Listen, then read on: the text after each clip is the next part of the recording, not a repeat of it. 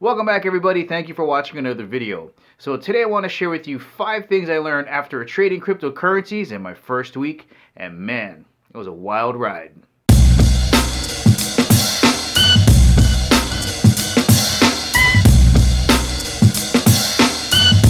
And of course guys, none of this is meant to be investment advice. These are just some things I learned after my first week of investing in cryptocurrencies. Let's get started. Alright, the first thing I want to bring up is the thing that opened up my eyes to the potential of cryptocurrencies. Now, if you were like me and you didn't know much about cryptocurrencies and you just kind of focused in on the digital currency portion, and you're like, well, I don't really get how this is worth any money because it's kind of not there, it's in the virtual realm, then you're not understanding the potential of cryptocurrencies because you don't know what a blockchain is. Now, once you figure out what a blockchain is, you can understand the massive potential that cryptocurrencies have. And I promise you guys, with just a little bit of research, you're going to be able to see the potential of blockchains.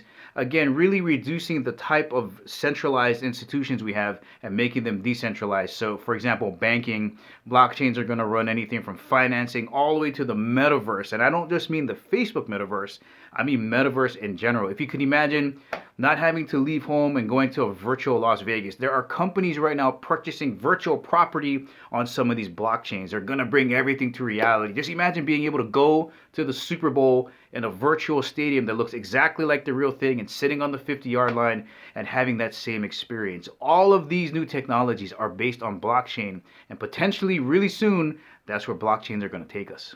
Now, the second thing I learned is once you're locked and loaded and you got your account up and you're ready to trade and you're in that crypto space, the first thing you're going to notice is that Bitcoin is the king. Anywhere between 43 to 50% market domination. It is in control. And you're going to notice when it has a bad day, most of the other cryptocurrencies also have a bad day.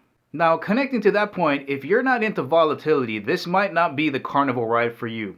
Because cryptocurrencies is very early on in its time, the swings are massive. Just for example, when I first started trading or investing, Bitcoin was at 69,000 with all predictions heading toward $100,000 end of the year prediction. So I took the volatility knowledge and the prediction started, and I just sat there with it 69,000, and then I seen it drop to 66, and I'm like, oh, that's pretty good.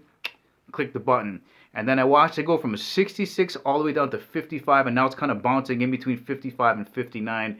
It's been a wild ride. So if you're not into volatility, this might not be for you. You basically have to put your money in and keep putting money in as it goes lower and lower and lower, and just kind of close your eyes and hang on for the ride. So if that's not for you, maybe look elsewhere. Now, on the other hand, leading into that point, as I mentioned, when Bitcoin goes down, everybody else goes down. So if you can handle that volatility, it's a great time to go shopping and buy other cryptocurrencies because it's all going to dip at the same time. So if you can strap in and hang on there, you can get good deals on other cryptocurrencies when Bitcoin goes down.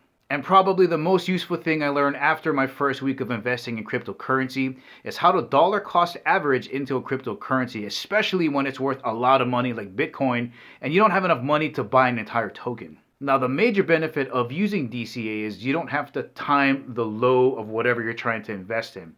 Let's take Bitcoin, for example, when I saw it at 66. And let's say I saw it drop to 60 and I put all my money at 60. I would have missed all the way down to 55 half. So it's a good way of just averaging the cost from your top to the bottom, and it keeps you in the game.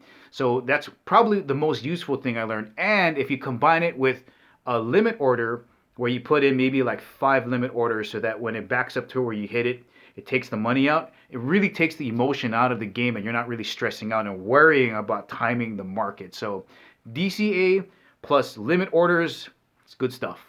All right, let me close it up with one last thing I learned after my first week, and that is, if you're wondering if it's too late to invest in cryptocurrencies, the answer is absolutely not. Now, of course, Bitcoin is right around half the market cap of the entire cryptocurrency realm, but that's not what I'm referring to. You're always going to have your blue chip cryptocurrencies like Bitcoin, Ethereum, Solana, Cardano, Polkadot, whatever you want to put in that grouping. But what I'm referring to is the amount of projects that you can choose from. Okay, let's say this is the cryptocurrency realm. Bitcoin might be just a little dot right here because there are literally thousands of other cryptocurrency projects that are working right now, and it's kind of up to you to get in there to tune in. So I guess if you can see the potential of blockchains and cryptocurrencies and you don't mind a little bit of volatility, it's definitely not too late to get into the cryptocurrency realm. Alright guys, thank you for watching. I hope this helps out. I'll catch you in the next video.